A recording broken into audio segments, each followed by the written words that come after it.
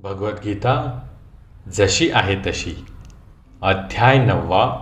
राजविद्या राजगुह्य योग. श्लोक क्रमांक 2. राजविद्या राजगुह्यं पवित्रमिदम् उत्तमं प्रत्यक्षावगमं धर्म्यं सुसुखं कर्तुमव्ययम्. शब्दार्थ: राजविद्या सर्व विद्यांचा राजा, सर्व विद्यांमध्ये श्रेष्ठ. राजगुह्यम सर्व गोपनीय ज्ञानाचा राजा, सर्व गुह्य ज्ञानामध्ये श्रेष्ठ. पवित्रम अत्यंत पवित्र. इदम हे. उत्तमम दिव्य. प्रत्यक्ष प्रत्यक्ष अनुभवाने. अवगमम जाणता येणारे. धर्म्यम धर्म. सुसुखम अत्यंत सुखकारक. कर्तुम आचरण्यास. अव्ययम अविनाशी. भाषांतर: सर्व गोपनीय ज्ञानांत अत्यंत गोपनीय असे हे ज्ञान म्हणजे सर्व ज्ञानांचा राजा आहे. हे अत्यंत पवित्र ज्ञान आहे आणि ते अनुभवजन्य प्रत्यक्ष आत्मज्ञान देणारे असल्यामुळे ते धर्माची परिपूर्णता आहे. हे ज्ञान अविनाशी आणि आचरण करण्यास अत्यंत सुखकारक आहे. तात्पर्य: भगवद्गीतेच्या या अध्यायाला राजविद्या सर्व विद्यांचा राजा असे म्हणण्यात आले आहे, कारण हा अध्याय म्हणजे यापूर्वी सांगितलेल्या सर्व सिद्धांतांचे आणि तत्त्वज्ञानाचे सार आहे. गौतम, कणाद, कपिल, याज्ञवल्क्य, शांडिल्य, वैश्वानर आणि वेदांत सूत्रांचे रचनाकार वेदव्यास हे भारतातील प्रमुख तत्त्ववेत्ते आहेत. म्हणून तत्त्वज्ञानाच्या किंवा दिव्य ज्ञानाच्या क्षेत्रात मुळीच उणीव नाही. आता भगवंत सांगतात की हा 9वा अध्याय म्हणजे अशा सर्व ज्ञानाचा राजा आणि निरनिराळ्या तत्त्वज्ञानाच्या व वेदांच्या अध्ययनाद्वारे प्राप्त होणाऱ्या ज्ञानाचे सार आहे. हे दिव्य ज्ञान अत्यंत गोपनीय आहे, कारण गुह्य किंवा दिव्य ज्ञान म्हणजे आत्मा आणि शरीर यांच्यातील भेद जाणणे होय, आणि या सर्व गुह्य ज्ञानाची परिणिती भक्तीमध्ये होते. सामान्यतः लोकांना या गुह्य ज्ञानाचे शिक्षण नसते. त्यांचे शिक्षण बाह्यातकारी ज्ञानापुरते मर्यादित असते. सामान्य शिक्षणासंबंधी सांगावयाचे झाल्यास त्यामध्ये राजकारण, समाजशास्त्र, भौतिक विज्ञान, रसायनशास्त्र, गणितशास्त्र, खगोलशास्त्र, तांत्रिक शिक्षण इत्यादी अनेक प्रकारच्या विभागांचा समावेश असतो. पूर्ण जगभर ज्ञानाचे अनेक विभाग आहेत आणि अनेक मोठी विद्यालयेही आहेत, परंतु दुर्दैवाने आत्मतत्वाचे विज्ञान शिकवण्यासाठी एकही शैक्षणिक संस्था किंवा विश्वविद्यालय नाही. तरीही आत्मा हा शरीराचा महत्त्वपूर्ण भाग आहे. आत्म्याच्या उपस्थितीशिवाय शरीराच्या अस्तित्वाला मुळीच अर्थ नाही. असे असूनही आत्म्याला महत्त्व न देता शारीरिक गरजा भागविण्याला लोक अधिक महत्त्व देतात. भगवद्गीतेमध्ये विशेष करून 2ऱ्या अध्यायापासून आत्म्याच्या महत्त्वावर जोर दिलेला आहे. सर्वप्रथम भगवंत म्हणतात की हे शरीर नश्वर आहे आणि आत्मा हा अव्यय आहे. अंतवंत इमे देहा नित्यस्योक्ताः शरीरिणः. जीवात्मा हा शरीराहून भिन्न आहे आणि त्याचे स्वरूप हे अव्यय, अविनाशी आणि शाश्वत आहे. केवळ हे जाणणे म्हणजे गुह्य ज्ञान होय. तथापि इतक्यावरून आत्म्याचे निश्चयात्मक ज्ञान होत नाही. कधीकधी लोकांची अशी समजूत असते की आत्मा हा शरीराहून भिन्न आहे आणि शरीराचा जेव्हा नाश होतो किंवा आत्मा शरीरातून मुक्त होतो तेव्हा आत्मा शून्यावस्थेत राहतो आणि मग निराकार होतो. परंतु ही वस्तुस्थिती नाही. या देहामध्ये इतका क्रियाशील असणारा आत्मा देहामधून मुक्त झाल्यावर निष्क्रिय कसा होऊ शकेल? तो सदैव क्रियाशील असतो. जर तो नित्य असेल तर तो नित्य क्रियाशीलही असला पाहिजे. आणि त्याच्या आध्यात्मिक जगतातील क्रिया म्हणजे आध्यात्मिक ज्ञानांचा गोपनीय भाग आहे. म्हणून जीवात्म्यांच्या या क्रियांना राजविद्या अर्थात परमगोपनीय ज्ञान म्हणून संबोधण्यात आले आहे. वेदांमध्ये सांगितल्याप्रमाणे हे ज्ञान म्हणजे अत्यंत शुद्ध स्वरूपाच्या सर्व क्रिया होत. पद्मपुराणात मनुष्याच्या पापकर्मांचे विश्लेषण करण्यात आले आहे आणि ही पापकर्मे म्हणजे पापामागून पाप केल्याची फळेच असल्याचे सिद्ध करण्यात आले आहे. जे सकाम कर्म करण्यात मग्न झाले आहेत ते पापकर्माच्या विविध अवस्थांमध्ये गुंतले जातात. उदाहरणार्थ, जेव्हा झाडाचे बी पेरतात तेव्हा ताबडतोब झाडाची वाढ होत नाही. त्यासाठी काही काळ जावा लागतो. सर्वप्रथम हे एक कोंब फुटलेले लहान रोप असते, त्यानंतर त्याला वृक्षाचा आकार येतो. मग त्याला फुले आणि फळे लागतात. जेव्हा झाडाची पूर्ण वाढ होते तेव्हा बीजारोपण केलेले लोक त्या फुलाफळांचा उपभोग घेतात. त्याचप्रमाणे मनुष्य पापकर्म करतो आणि बीजाप्रमाणेच पापकर्मेही फलद्रूप होतात. त्याकरिता काही काळ जावा लागतो. कर्मफलांच्या निरनिराळ्या अवस्था असतात. मनुष्याने पापकर्मे थांबवली असतील आणि त्या पापकर्मांची फळे भोगणे शिल्लक असू शकते. काही पापे बीजरूपामध्ये असतात तर काही पापे पूर्वीच फलद्रूप झालेली असतात व दुःख आणि वेदना यांच्या रूपामध्ये आपण त्यांना भोगत असतो. 7व्या अध्यायाच्या 28व्या श्लोकामध्ये सांगितल्याप्रमाणे ज्या मनुष्याने आपल्या पापकर्मांचा पूर्णपणे अंत केला आहे आणि या प्राकृत जगताच्या द्वंद्वातून मुक्त झाल्याने जो पूर्णपणे सत्कर्मपरायण झाला आहे तो भगवान श्रीकृष्णांच्या भक्तीमध्ये युक्त होतो. दुसऱ्या शब्दांत सांगावयाचे तर जे वास्तविकपणे भगवत भक्तीमध्ये युक्त झालेले आहेत ते पूर्वीच कर्मफलातून मुक्त झालेले असतात. या विधानाला पद्मपुराणात पुष्टी देण्यात आली आहे. अप्रारब्ध फलं पापं कूटं बीजं फलोन्मुखं क्रमेणैव प्रलीयेत विष्णुभक्तिरतात्मनां. जे भगवत भक्तीमध्ये युक्त झाले आहेत त्यांची सर्व कर्मफले, मग ती फलोन्मुख असोत किंवा बीजरूपामध्ये असोत, हळूहळू नष्ट होतात. भक्तीची शुद्ध करण्याची शक्ती अत्यंत प्रभावी आहे, म्हणून तिला पवित्रम उत्तमम असे म्हणतात. उत्तम म्हणजे दिव्य होय, तमस म्हणजे भौतिक जग अथवा अंधकार होय, तसेच उत्तम म्हणजे प्राकृत कर्माच्या पलीकडे जे आहे ते होय. कधीकधी भक्त हे साधारण मनुष्याप्रमाणेच कर्म करीत असल्याचे दिसले तरी भक्तियुक्त कर्मांना प्राकृत कधीच समजू नये. ज्याला वास्तविक दृष्टी आहे आणि जो भक्तीशी परिचित आहे तो जाणू शकतो की भक्तांचे कर्म म्हणजे प्राकृत कर्म नव्हे, तर ते कर्म म्हणजे प्राकृतिक गुणदोषांच्या पलीकडे आणि आध्यात्मिक व भक्तिमय कर्म असते. असे सांगितले जाते की भक्तियोगाचे आचरण इतके परिपूर्ण आहे की मनुष्याला त्याचे परिणाम प्रत्यक्ष अनुभवास येतात. वास्तविकपणे हा परिणाम प्रत्यक्षात अनुभवास येतो आणि आम्हालाही याचा प्रत्यक्ष अनुभव आहे की जो कोणी श्रीकृष्णांच्या पवित्र नामाचे हरे कृष्ण कृष्ण कृष्ण हरे हरे, हरे राम राम राम हरे हरे अपराधरहित कीर्तन करीत आहे त्याला कीर्तन करतेवेळी दिव्यानंद अनुभवास येतो आणि त्वरितच तो सर्व भौतिक कल्मशांपासून शुद्ध होतो. ही वस्तुस्थिती प्रत्यक्ष पाहण्यात येते.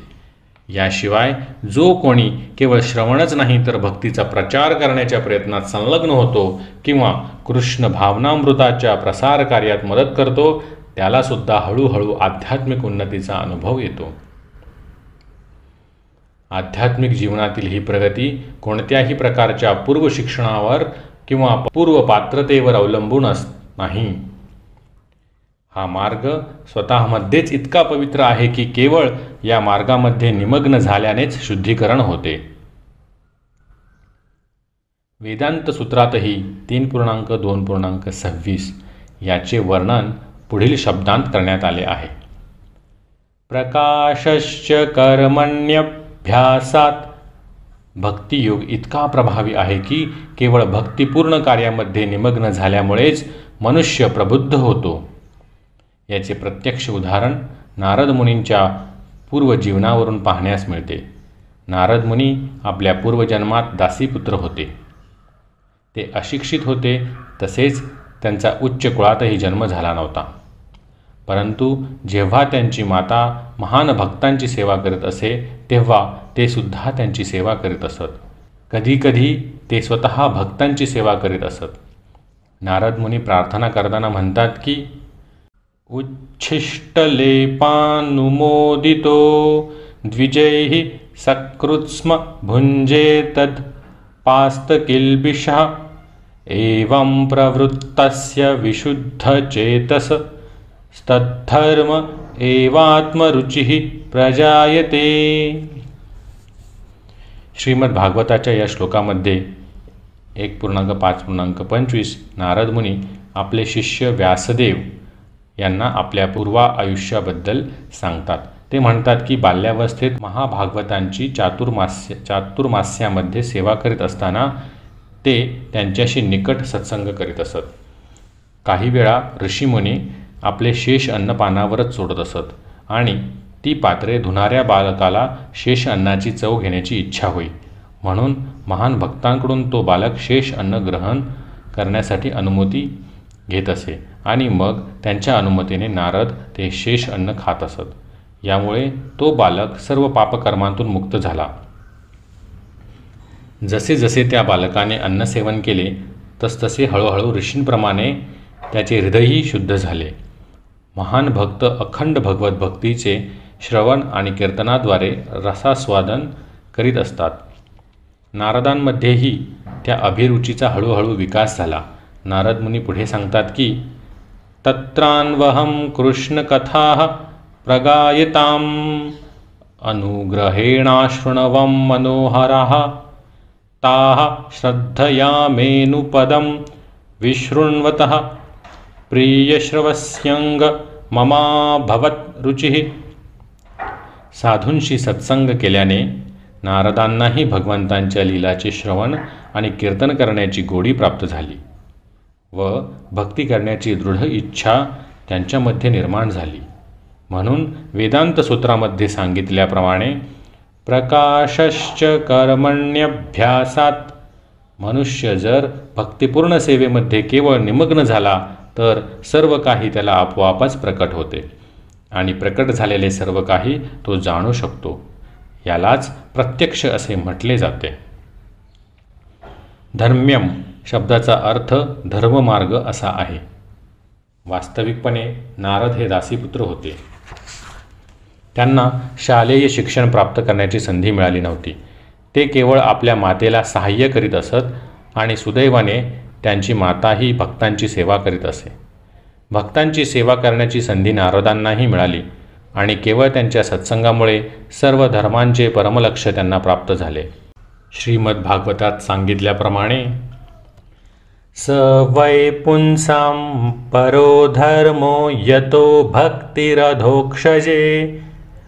सर्व धर्मांचे परमलक्ष्य म्हणजे भक्ती होय. सामान्यतः धार्मिक लोकांना माहीत नसते की सर्व धर्मांची परमसंसिद्धी म्हणजे भक्तियोगाची प्राप्ती होय. 8व्या अध्यायाच्या शेवटच्या श्लोकामध्ये आपण पूर्वीच चर्चा केल्याप्रमाणे वेदेषु यज्ञेषु तपःसु चैव. सामान्यतः आत्मसाक्षात्कारासाठी वैदिक ज्ञान हे आवश्यक असते, परंतु नारद कधीच आध्यात्मिक गुरूच्या आश्रमी गेले नाही आणि त्यांना वैदिक सिद्धांतांचे शिक्षणही प्राप्त झाले नाही. तरीही त्यांना वेदाध्ययनाचे परमफल प्राप्त झाले. हा मार्ग इतका प्रभावी आहे की धार्मिक विधींचे नियमितपणे पालन केले नाही तरी मनुष्य परमसिद्धीपर्यंत उन्नत होऊ शकतो. हे कसे शक्य आहे? वेदामध्ये या गोष्टीलाही पुष्टी देण्यात आली आहे. आचार्यवान पुरुषो वेद. जो मनुष्य महान आचार्यांच्या सत्संगात आहे तो जरी अशिक्षित असला किंवा त्याने कधीच वेदाध्ययन केले नसले तरी साक्षात्काराकरिता आवश्यक सर्व ज्ञान त्याला होऊ शकते. भक्तिमार्ग हा अत्यंत सुखकारक आहे. सुसुखम. का बरे? भक्तीमध्ये श्रवणम कीर्तनम विष्णोः हे विधी समाविष्ट असतात. म्हणून मनुष्य केवळ भगवंतांच्या यशाचे गुणगान श्रवण करू शकतो किंवा प्रमाणित आचार्यांनी दिलेले दिव्य ज्ञानावरील प्रवचन ऐकू शकतो. केवळ बसूनही तो ज्ञान प्राप्त करू शकतो. नंतर तो स्वादिष्ट भगवत प्रसाद ग्रहण करू शकतो. कोणत्याही अवस्थेत भक्ती सुखकारक आहे. मनुष्य अत्यंत दारिद्र्यावस्थेतही भक्तियोगाचे आचरण करू शकतो. भगवंत सांगतात की पत्रम पुष्पम फलम तोयम. भक्ताने काहीही अर्पण केले तरी त्याचा स्वीकार करण्यास भगवंत तत्पर असतात. मग ती अर्पित वस्तू कोणतीही असो. जगामध्ये सर्वत्र उपलब्ध असणारे एखादे फळ, फूल, पान किंवा थोडेसे पाणीही मनुष्य आपल्या सामाजिक दर्जाचा विचार न करता अर्पण करू शकतो. आणि या वस्तू जर प्रेमाने अर्पण केलेल्या असल्या तर भगवंत निश्चितच त्याचा स्वीकार करतात. याची इतिहासात अनेक उदाहरणे आढळतात. भगवंतांच्या चरणकमलांवर अर्पण केलेल्या केवळ तुलसी पत्र चाखण्याने सनतकुमारांसारखे श्रेष्ठ ऋषी महान भगवत भक्त झाले. म्हणून भक्तिमार्ग हा अत्यंत सुंदर आहे आणि याचे आचरण सुखाने करता येते. भगवंत केवळ प्रेमाने अर्पण केलेल्या वस्तूंचाच स्वीकार करतात. या ठिकाणी असे सांगण्यात आले आहे की भक्ती ही शाश्वत आहे. मायावादी दार्शनिकांच्या कल्पनेनुसार हा भक्तिमार्ग नाही. कधीकधी जरी त्यांनी तथाकथित भक्तिमार्गाचा स्वीकार केला तरी त्यांची कल्पना असते की जोपर्यंत ते मुक्त होत नाहीत तोपर्यंत ते भक्तिमार्गाचा आचरण करतील आणि शेवटी जेव्हा ते मुक्त होतील तेव्हा ते परमेश्वराशी एकरूपच होतील. अशा तात्पुरत्या भक्तीला शुद्ध भक्ती मानले जात नाही. वास्तविक भक्ती मुक्तीनंतरही सुरूच राहते. जेव्हा भक्त आध्यात्मिक जगतामध्ये भगवद्धामात प्रवेश करतो तेव्हा त्या ठिकाणी तो भगवंतांच्या सेवेमध्ये युक्त होतो. तो भगवंतांशी एकरूप होण्याचा प्रयत्न करीत नाही. भगवद्गीतेवरून कळून येईल की मोक्षानंतरच वास्तविक भक्तीचा प्रारंभ होतो. मुक्त झाल्यावर जेव्हा तो ब्रह्मभूत अवस्थेमध्ये स्थित होतो तेव्हा त्याच्या भक्तीचा आरंभ होतो. समः सर्वेषु भूतेषु मद्भक्तिं लभते पराम. कर्मयोग, ज्ञानयोग, अष्टांगयोग किंवा इतर कोणत्याही योगांचे स्वतंत्रपणे आचरण करून कोणीही भगवंतांना जाणू शकत नाही. या योग पद्धतींद्वारे मनुष्य भक्तियोगाप्रत थोडीफार प्रगती करू शकतो. परंतु भक्तियोगाच्या अवस्थेप्रत आल्याविना भगवंत काय आहेत हे मनुष्याला जाणता येत नाही. श्रीमद भागवतातही सांगण्यात आले आहे की भक्तियोगाचे आचरण करून विशेषतः साक्षात्कारी महात्म्यांकडून श्रीमद भागवताचे किंवा भगवद्गीतेचे श्रवण करून शुद्ध झाल्यावरच कृष्ण तत्व किंवा भगवत तत्व जाणणे शक्य आहे.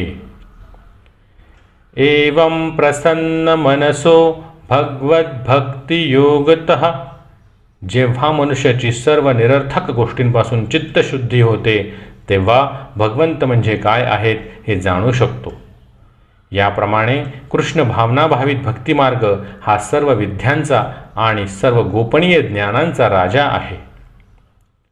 हा भक्तियोग म्हणजे धर्माचे अत्यंत पवित्र स्वरूप आहे आणि याचे आचरण विना अडचण आनंदाने करता येते. म्हणून याचा स्वीकार केला पाहिजे. श्लोक क्रमांक 2 समाप्त.